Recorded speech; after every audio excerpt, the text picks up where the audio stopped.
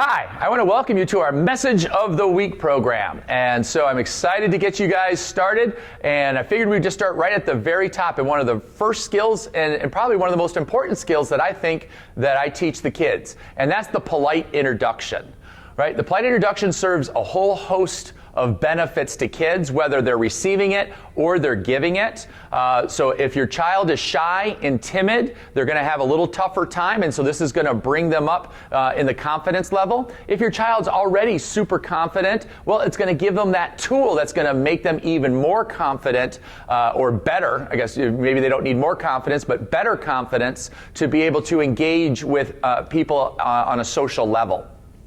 So we have basically 5 principles that we use in the polite greeting. First thing is we make good eye contact. And what this does is it teaches the child to make sure that you wait until the person's ready to speak to you. What we'll see on occasions is the kids will just come walking up and start blurting out the hello and greeting, and it kind of takes you back. It's a little bit shocking. So we want to make sure we make good eye contact first.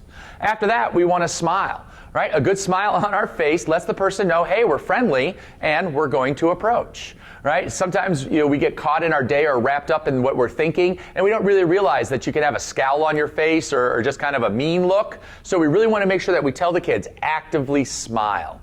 Right? Third step is going to be shaking hands. We don't want a dead fish, really weak hand, but at the same time we tell the kids we don't want that death grip. We don't have a problem too much with the death grip. Maybe 1 out of 25, 30 kids will try it. So we set the boundaries before they even start. No death grip, no dead fish, a good firm handshake. Right? Now that we've made that engagement, the person's ready for us, now we do the introduction. We say, hi, my name is, and you tell them your first name. Naturally at this point, the second question is going to be, what's your name? Now, in my particular situation in the karate classes, I have the kids introduce themselves to the parents that are here for that particular class. So it might be 3, it might be 25 parents in one session. So the idea is to make sure that we're following each of these steps, and when the parents introduce themselves back to the kids, we always go by last names. And that's one of the things that I see.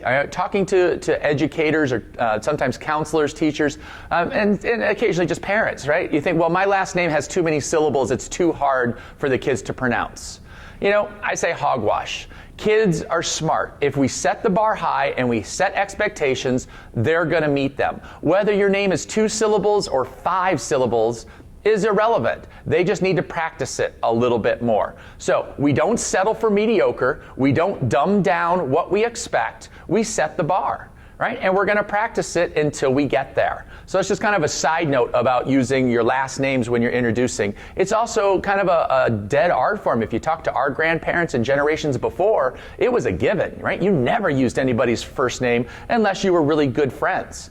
And so it's a good show or sign of respect, and I think it's important. So that's why we do it here at the karate school. All right? So we've looked them in the eye. We've smiled. We're shaking with the right hand. We've said, hi, my name is, what's your name? Now the next step is we say, well, I'm glad to meet you, and you use the person's name back. All right, this naturally shows that the person was listening and is able to respond back and carry a conversation, and they're not just kind of blurting out words and then taking off. And that's a lot of times where the kids start, right? This is brand new to them, and that's not a problem. But to really get this down to where we want it, right? We want to have that actual interaction and conversation between the two people.